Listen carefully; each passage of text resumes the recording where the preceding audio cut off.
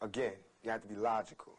You know, if I know that in this hotel room they have food every day, and I'm knocking on the door every day to eat, and they open the door, let me see the party, let me see like them throwing salami all over I mean, just like throwing food around. Well, they're telling me there's no food in here. You know what I'm saying? Every day, I'm standing outside trying to sing my way in. You know what I'm saying? We are hungry, please let us in. We are hungry, please let us in.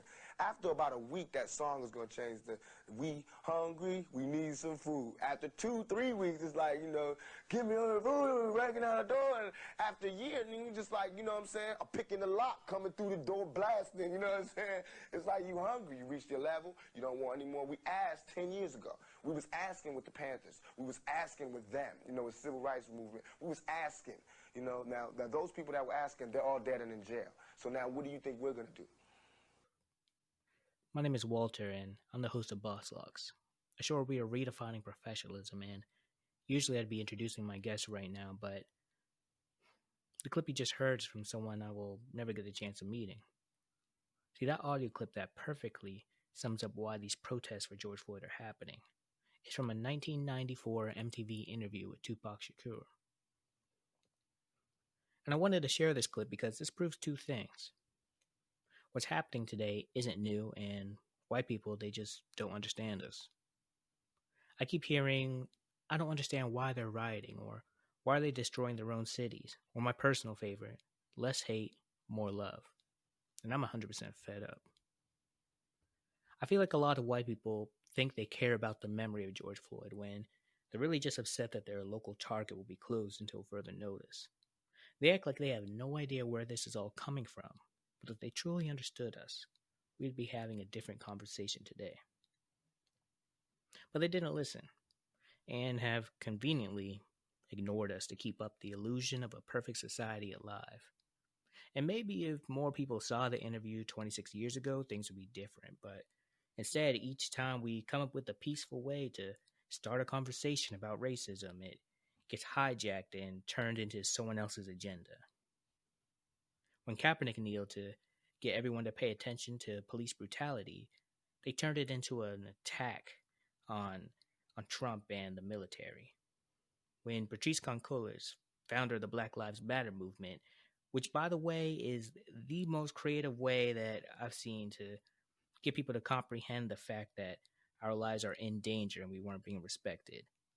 Anyways, they took Black Lives Matter and they turned around and labeled them as a terrorist organization. Now they're saying our cries for justice won't work and they call us thugs that are destroying the country.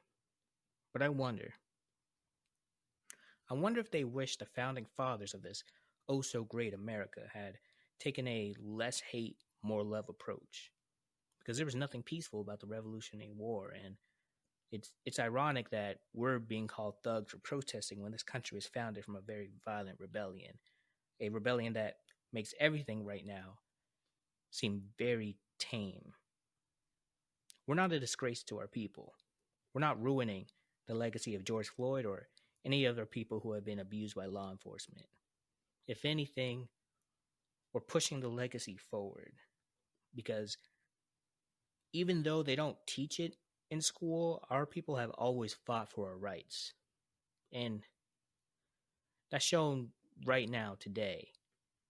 Just take a look. Like, because of the protests, the city of LA announced that they're cutting $150 million from the LAPD budget and reinvesting it into Black and brown communities. The Atlanta police officers who attacked the Morehouse and Spelman college students, who, by the way, I don't even know if they were protesting. They were in their car, and they just came up on them. But anyways, the officers who attacked them, they've been fired and charged, and they now have a warrant out for their arrest. The 4 officers responsible for the death of George Floyd have been arrested and charged. And this just proves that protesting works. And while this is all great, this is literally the bare minimum of the type of change that's needed. Because when we say things like Black Lives Matter, we're really talking about the oppression that didn't end with slavery. Instead, it grew and evolved into what we see today. We're not disgracing anybody. In fact, I would argue that it is disgraceful if you think this is something we're going to give up. We don't deserve to be shot, beaten, tased, stabbed, or get run over by cop cars. These curfews are not a reason or an excuse for officers to attack us, and us speaking out against this abuse should not, does not, and will never make having our president tweet out when the looting starts, the shooting starts acceptable. And by the way, that phrase is the exact same message that was popularized by Miami Police Chief Headley from the 1960s, who he called for a war on what he called young hoodlums, who were basically just this group of black teens and young men who were fed up about the police brutality that they were experiencing. Imagine that. Over 50 years later, and here we are hearing the same quote, encouraging the same type of abuse we're fighting today. So, what do we do now that there's a national curfew and protesters can now be considered a terrorist and serve life sentences? And while we need to be careful, for starters, we're not going to give up. Malcolm X once said, "Anytime you beg another man to set you free, you will never be free. Freedom is something you do for yourself." So I don't know about you, but I'm not asking anymore. But I am going to get creative. In addition to supporting the protests, let's fight with our dollars, our art, our vote, our voice. And to be blunt, white people, if you're with us right now, fight with your privilege. Protesting works, but it's a marathon, not a sprint. So we still need people on the front lines, but we also need people to show up behind the scenes. And also, when people are asking, what do we want? First off, that's a sign that they haven't fully listened just yet. But you know what? When people ask, what do we want? We're going to start telling them exactly what it is that we need, which so far what we're requesting is the bare minimum. We want white people who've been fighting with us to continue to educate themselves and use their privilege to combat racism everywhere. We want white people who've been silent to understand that your silence does nothing to prevent the violence and harassment we experience. We also want to start putting respect on people's cultures, because the term person of color, while it is nice and we are all in this together, when using that, instead of saying black, you're taking energy away from the issue at hand. You're basically not addressing the appropriate community. And this goes with every community. We need to start calling things exactly what they are to give it the proper respect. We also need these 4 officers involved with Floyd's death. You know, I am glad that they have been arrested, but we've seen people arrested before and let go. This can't happen this time. Speaking of arrests, we need the protesters to be released and have their arrest wiped from their record, because we're not about to let protesting for our rights prevent them from getting a job in the future. We need to see further actions of respect towards our very diverse black community. Because like I said, we're tired of asking.